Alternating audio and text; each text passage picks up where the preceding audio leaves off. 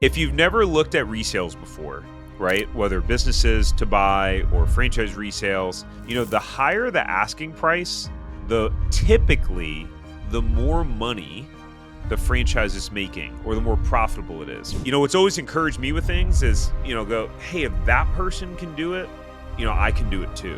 One of the things that is tricky with franchises, there's 4,000 franchises. There's a lot, right? And everyone wants to know what's the best franchise, right?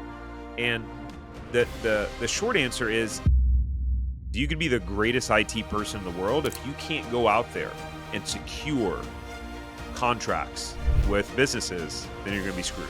If you don't have experience managing people and leading a team, you could come into buy a franchise resale that's doing really well, making money, and you could drive the business into the ground because you don't know what you're doing. Welcome to our Franchise Empire newsletter, where we highlight one franchise of the week as well as one franchise resale that is listed for sale somewhere in the United States. If you want to get these franchises in your inbox every single week to read at your convenience, you can go to franchiseempire.com/newsletter to subscribe for free. Let's jump into it. Welcome to the Franchise Empire Show. They say Rome wasn't built in a day, and building your empire doesn't happen overnight. My name is Tarek Johnson, and owning franchises is what helped me go from employee to employer and start building my empire for my family. So this podcast is for you, the empire builders. For those of you who want to build something that stands the test of time. This is for those of you who are crazy enough to believe that you can make the dream in your head come to life. This podcast is all about bringing you real people who are building real empires so you can get inside their mind and heart and get proven strategies and actionable insights that will catapult you to build, grow, and scale your empire. Today, we are going to cover a tech franchise with a top franchisee doing $16.1 million in revenue. That is insane. We're going to talk about a resale that shows 2023 revenue of $2.57 million with a very well-known brand. It looks like an exciting opportunity. We'll talk about an operations director who bought a painting franchise after their company was getting shut down, and 14 huge mistakes to avoid when buying a franchise. We'll talk about how you can check that out. So, for those of you who are just tuning in, and if you don't already, if you want to get this in your inbox every Sunday morning, you can go to franchiseempire.com/newsletter, and we'll send you this whole newsletter for free in your email every Sunday morning. Because now we're doing these on, you might be watching the replay. We might have posted this somewhere as a podcast episode. We have it all sorts of places now. But we now do these, when we live stream them, we do it on Wednesdays now instead of Mondays. We used to do it on Mondays starting from the beginning. It's actually our first Wednesday doing it. So with that said, as we go through, let me know if drop something in the comments or the chat if you have a question about anything franchise related or about any of the franchises that we're talking about. And I will answer the questions at the end. All right, let's dive in. So we got our free featured resale. So this resale is a franchise that you guys have probably heard of before. It's called College Hunks Hauling Junk, or you've seen the logo. The logo might look familiar to you. They've grown pretty significant. So as you can see, College Hunks was established in 2004, and they now have 219 franchise units throughout the US and Canada, which is pretty significant. Again, franchise units just means like territories operating or locations that could be spread out over 100 franchisees or 150 franchisees, right? Where some of them own multiple units. And their name says it all, right? They're a junk removal and full service local moving franchise. They also offer labor services, storage solutions, donation pickups, real estate, property management assistance, and more. So the variety of things that they do. This specific resale that we're talking about, it's in a popular state. We have a lot of clients in Florida. We get a lot of clients in Florida, Texas, California. It's interesting. There just so happens to, I guess, be a lot of people interested in franchising in those states. We work with people nationwide and even people in Canada, actually, but those tend to be popular states in which we work with a lot of clients. So they started in 2000. This is in Fort Myers, Florida, and if you're in Fort Myers, I hope you guys are doing well there. I know that's an area that definitely was impacted by some of the hurricanes that came through Florida recently. But yeah, this started in 2018. This specific franchise resale, their asking price is $947,000. They disclosed 2023 revenue of 2.57 million. This is there's two territories included in the sale. They have established crews and office staff, and the owner needs to sell due to personal health issues. And unfortunately, that is one of the things that you see often, especially with really quality resales like this. I would call this a quality resale. Something that has a high multiple six-figure or seven-figure sales price. I'd call it a quality resale, and you'll often see that. Especially people will sell because of health issues, or maybe they're nearing retirement or something like that. If you've never looked at resales before, right, whether businesses to buy or franchise resales, just a quick point of kind of education is that, the higher the asking price, typically the more money the franchise is making, or the more profitable it is. Of course, there's no guarantees here. Where in order to see profitability numbers for this specific resale, you would need to inquire with us. We would introduce you to the franchisor, who would qualify you and get you connected to the franchisee after signing an NDA, non-disclosure agreement, confidentiality agreement. They would be able to show you those profit and loss details. So our team have looked into a few hundred franchises and put together a list of 5 low-cost franchises that all make $1 million or more, and that have a proven track record of both happy and profitable franchisees. So if you have a net worth of at least $150,000 and you want to see if the territory that you want is still available for any of these franchises, then you can go to franchiseempire.com/check territory. All right, let's get back to the episode. Anyways, the reason why a high asking price is good with the resale is because typically businesses sell for a multiple of their profits, right? So as an example, if you're not familiar, some of you may be familiar with those terms, but if, let's say, a business is selling for 3 times its multiple of its profits, and it's for sale for $900,000, then that means it's making $300,000 in profit, right? Because $300,000 times 3 is $900,000. So I would assume, based on the high revenue that it's producing and the sale price, that this business is doing well, right? So, by the way, if you are interested in this specific resale and would like to inquire about it, and want to be introduced to the franchisor, then you can go to franchiseempire.com/resales, and you will be able to schedule a free call with our team, who will be able to um, provide more info, as well as make the connection to the franchisor, assuming that you meet their financial qualifications. Um, or if you're just interested in learning what franchise resales are available in your area, regardless of this, then you can go to franchiseempire.com/resales, and our team can check that for you.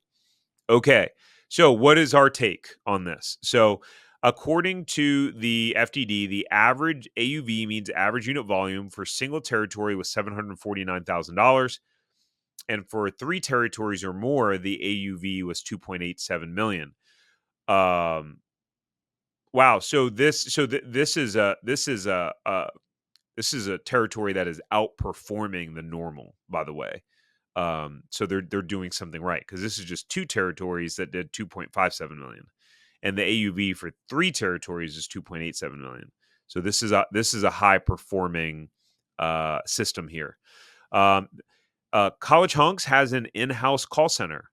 Pretty cool, right? So they have a corporate call center that answers all inbound calls and will give a majority of the estimates over the phone to your customers, right? So imagine that. That's one of the cool things about franchises. People are like, should I buy a franchise? Should I start my own thing? Well, number one, it depends on your goals, what you're optimizing for, etc., what your skill sets are, what you're looking for. But imagine being able to plug and play with a business that already has a built out call center where you don't have to have those people in house, for that specific task. Pretty cool. And then for larger houses, you'll send a salesperson to give a more detailed estimate. Pretty cool. There's multiple revenue streams with this business.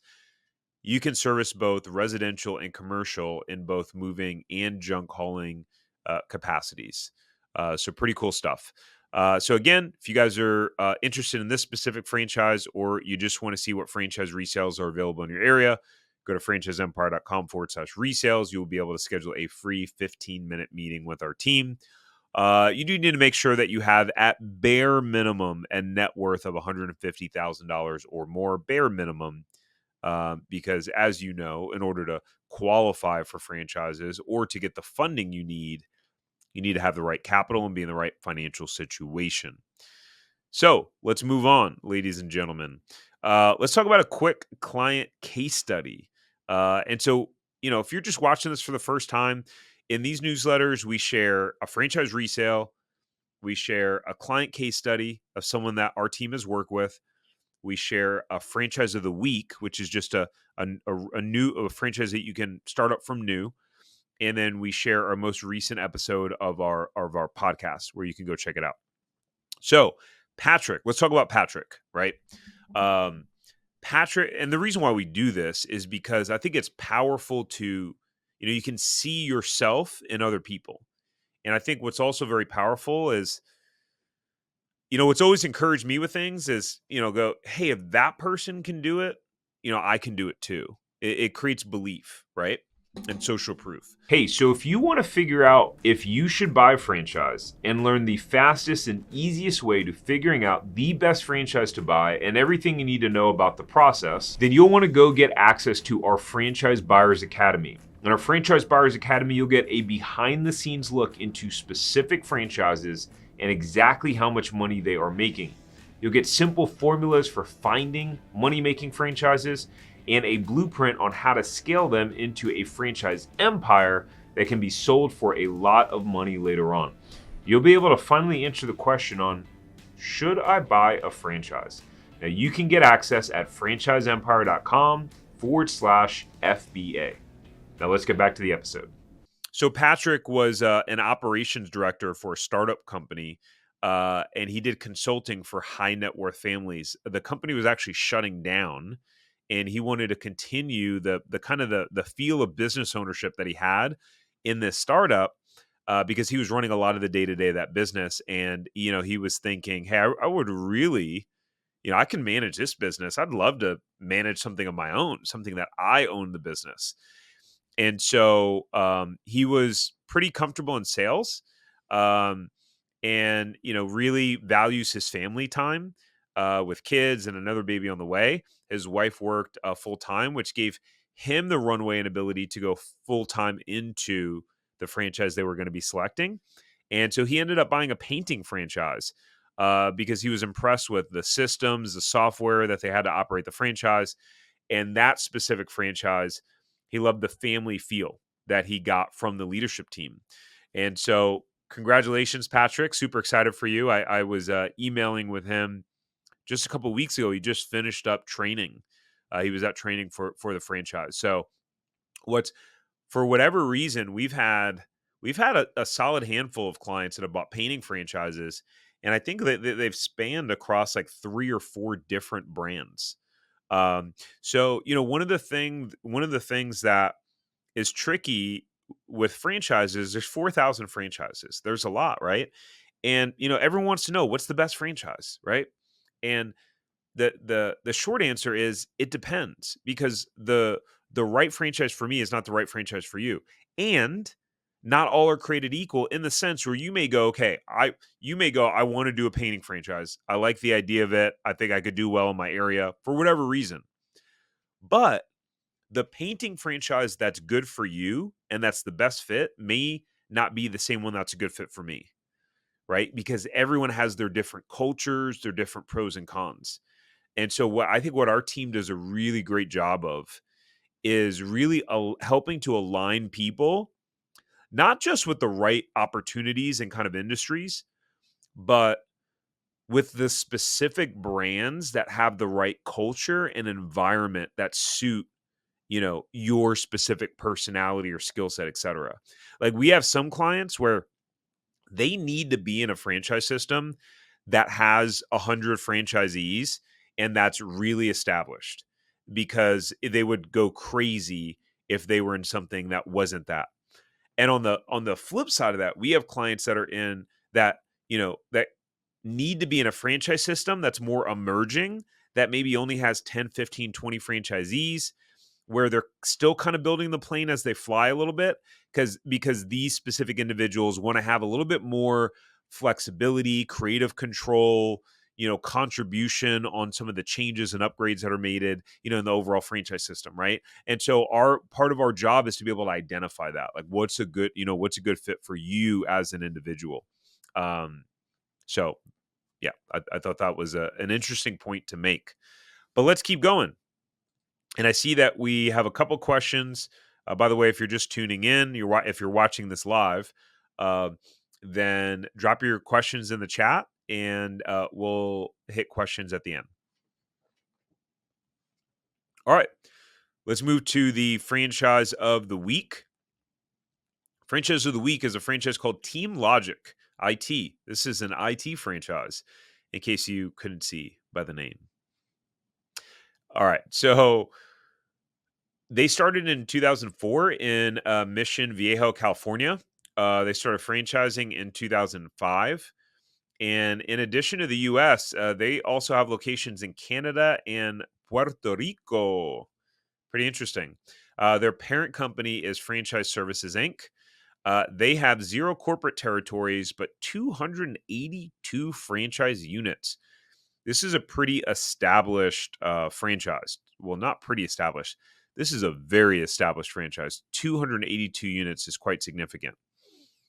Their franchise fee is $49,500. Royalty 7%. Their national marketing fee 1.2%. It's waived the first year, which is pretty cool. The total investment, this is a pretty low cost franchise, guys. This is between $106,000 and $141,000 to get up and running. Franchise terms 10 years. And this is, of course, according to their 2024, to their FDD released March 29th, 2024. I'm not going to read this whole description to you, but of course, if you want to be able to, by the way, guys, if you want to be able to um, see all of our past newsletters, right? Some of you are going through this. You're like, oh, if you're not subscribed to the newsletter, here's what you do. You go to franchiseempire.com/newsletter. And boom, you'll just put in your email address there, and you'll be able to subscribe for free. But if you wanted to see the past newsletters that we've done, because we have them all available, you'll go up here to resources, and then you'll go to Empire Builder articles. And this has some of the blogs that we do too, because we have some where we break down popular franchises like McDonald's, stuff like that. So you go to all franchise articles. That'll take you to, like, as an example, like, Ace Hardware, franchise costs and profits, Great Clips, Pete's Coffee. Like, we break down, some of the bigger names. But you can just click here on newsletter, and then you'll be able to scroll through and see older entries. You'll be able to see all the, the past newsletters that we've done. And you can go there and see that there, by the way. All right. Team Logic, obviously, they're a technology IT franchise that provides outsourced IT managed services to small and medium sized businesses via on site qualified technicians. So you'll work with clients to make sure they have the proper IT equipment that meet their current and future needs, and will partner with your clients on a reactive basis to help them repair their IT equipment and services when their systems fail. As an owner, you will hire technicians to serve your customers. You will reach out to potential customers, learn about their businesses, and offer solutions that will make their businesses more efficient, secure, and profitable. Now, you may be in IT and you may think, ooh, let me buy this IT franchise. Let me share something with you. The people that are going to succeed in these franchises are not people that want to come in and be experts at IT. The business you're really in is sales and marketing here, right? Sales and marketing and recruiting technicians. Because you could be the greatest IT person in the world. If you can't go out there and secure contracts, right, with businesses, then you're going to be screwed. So this is not something for if you're like, this is not something if you want to go in and do the work, not for you. The ideal role for the owner is going to be someone who can go out there and network and get in front of business owners and get them to agree to their services. And then, have the management capability to hire technicians and lead them. That's who's going to be the ideal fit for this, right? Just wanted to clarify that. Gross revenues for 2023. So, the title of this is franchise showing 16 million in sales. You can see here in the first quartile, the highest grossing revenue franchisee does $16.1 million in sales. Now, just from this snippet here, I would imagine that may not be in just one territory, especially since they're stating franchisees, not franchise territories. So this person probably, without looking at the FDD, I'm assuming that they own multiple territories, right?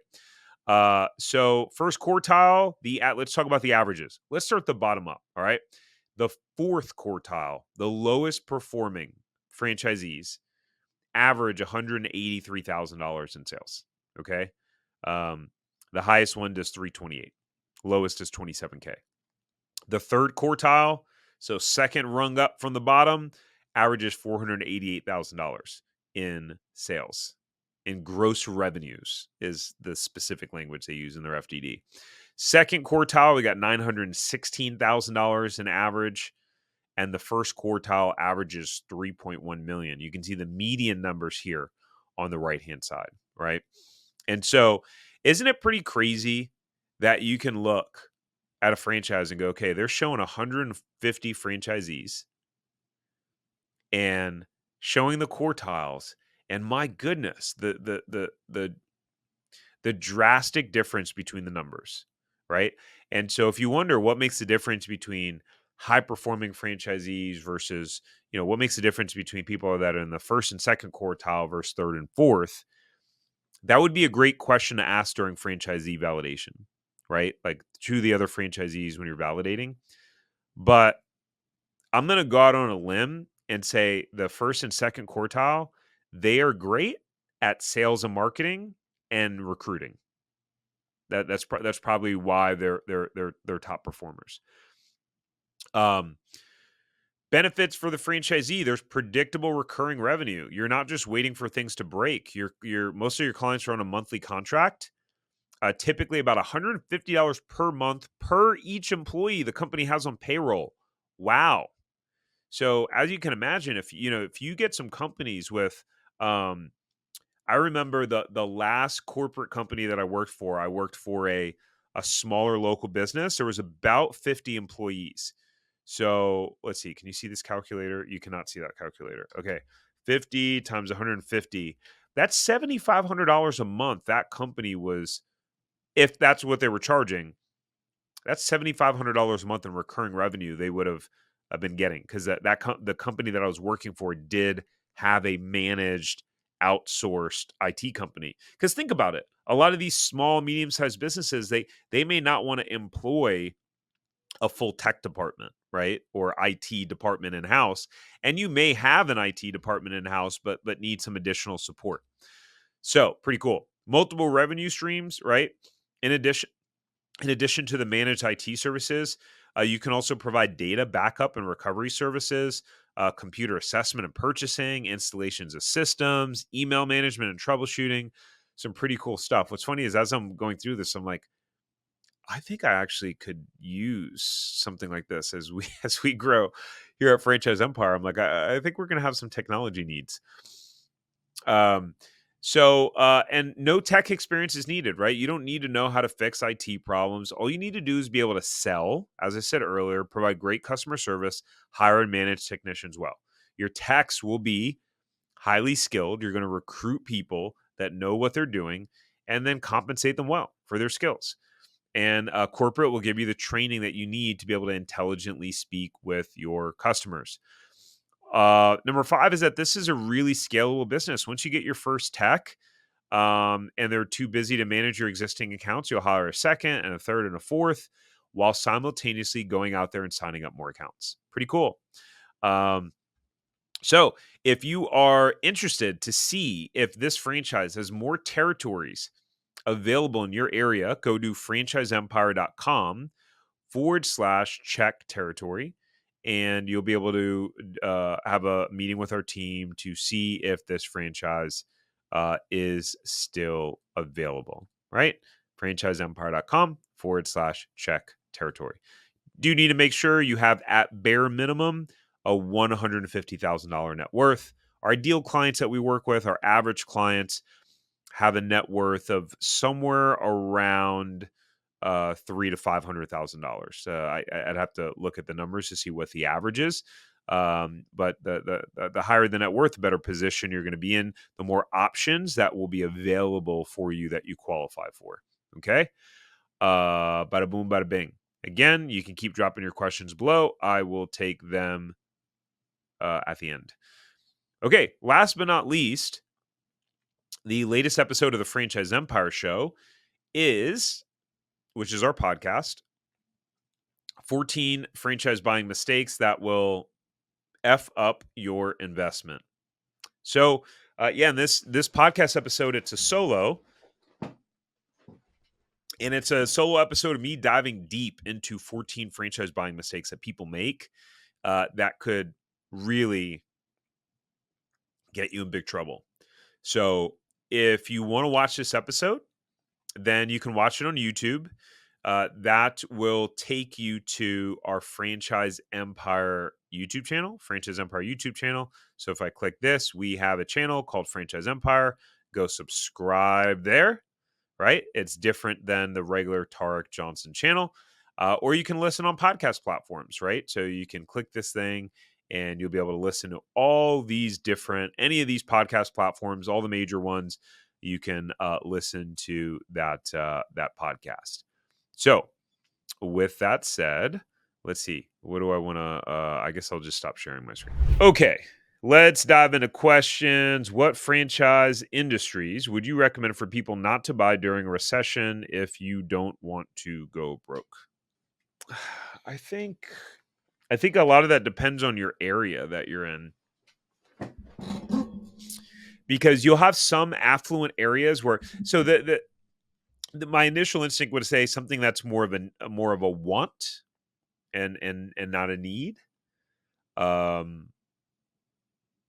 sometimes in really affluent areas, people will still if you're in an affluent area, sometimes people will still be buying. So I would say something that's a want, not a need.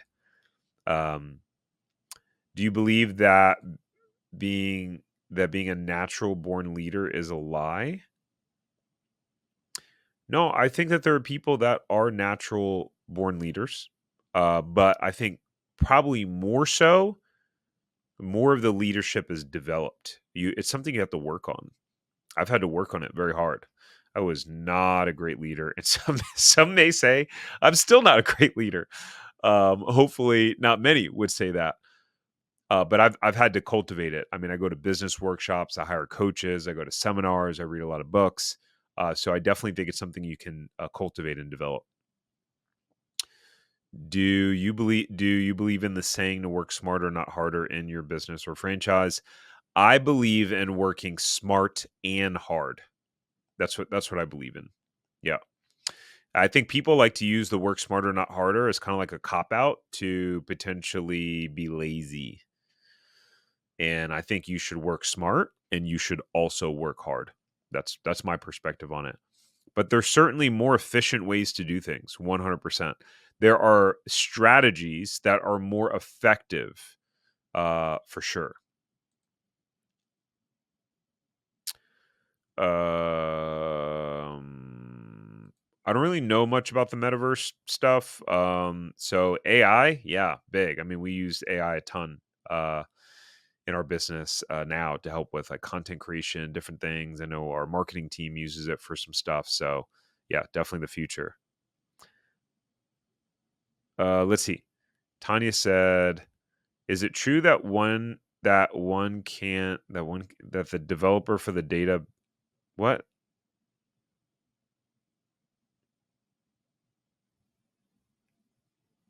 I don't understand the question, Tanya. I'm having a hard time. Is it true that one can the developer for the data backing these data points?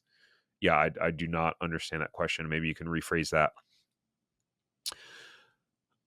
Would you say it's better to buy a resale franchise or brand new franchise? What are the pros and cons?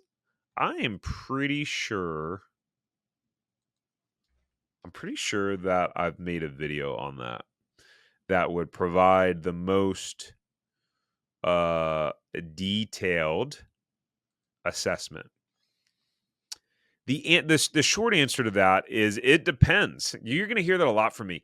You know one of the things that drives me crazy that I hate is generalized advice, right? So like as an example, you have some of these like let's take Dave Ramsey. Dave Ramsey has helped millions of people. I respect Dave Ramsey. I think he has some fantastic advice. But Dave Ramsey gives very cookie cutter advice that's generalized, that's not applicable to everyone.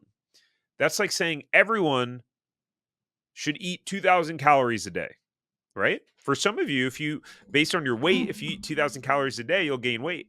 For some of you, if you eat 2,000 calories a day, based on your activity level, where you are now, it won't be enough to sustain you, right? So to say, is it better to buy a franchise resale or brand new? It depends, right? Franchise resale, what are some of the benefits? Well, there's two layers to franchise resales, right? You can have a profitable franchise resale or one that is a turnaround opportunity. Profitable one, obviously, it's already making money. If you don't have experience managing people and leading a team, you could come into buy a franchise resale that's doing really well, making money, and you could drive the business into the ground because you don't know what you're doing. The example I use is it's like you're just potentially you're just learning how to drive, but you're learning how to drive in a supercar like a Ferrari, where when you hit the gas, the consequences can be devastating. You can go out of control because you don't have the capabilities yet to handle that type of machine and that speed, right? So that could happen with someone with a resale. Turnaround opportunities can sometimes be very difficult to turn around. It takes time and more capital and money, right?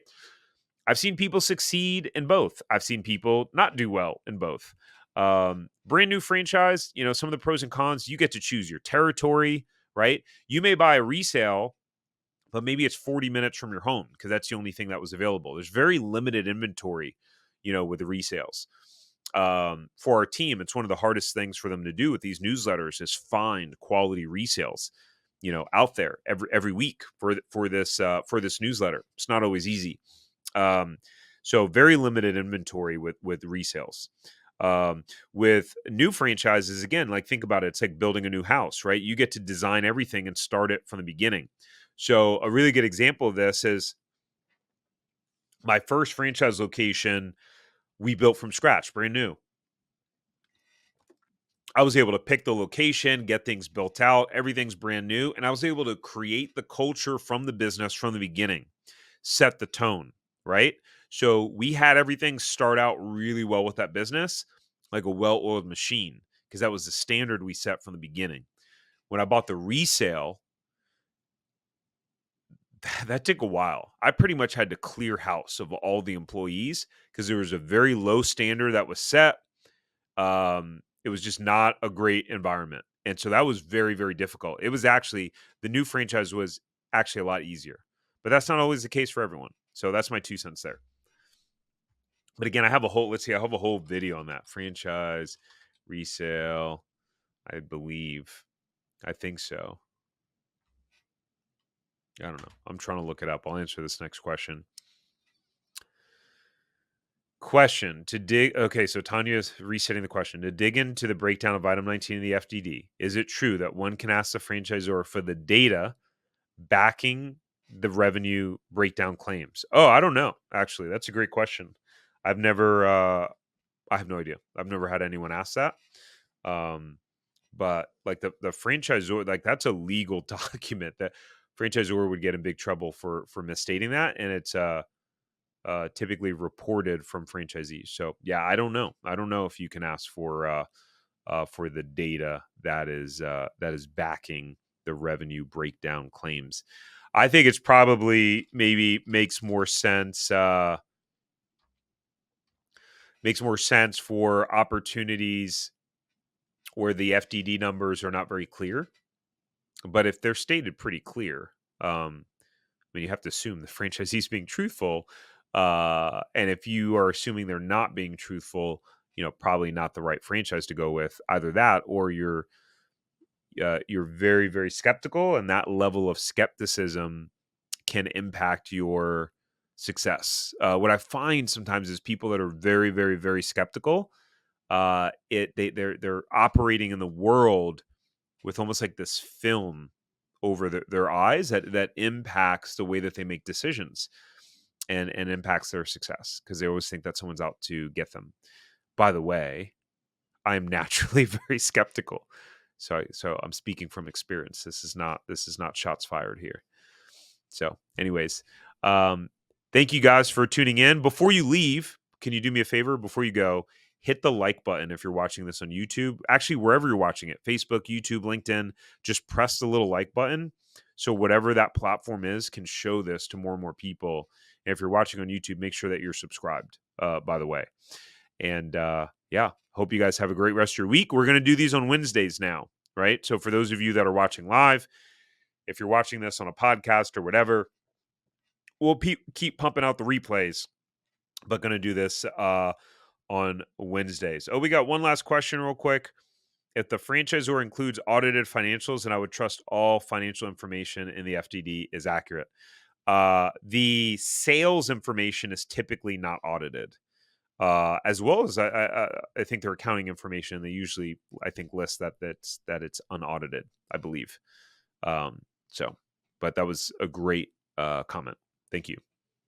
You guys have a great rest of your day. Bye. Hey, before we go, thank you so much for listening to this episode. Please subscribe here on YouTube if you haven't already. And the biggest thank you that you could ever give me is to share this episode with someone who you think will benefit. That means that we can share this message with more people and hopefully positively inspire them like we have you. So thank you. And until next time, go build your empire.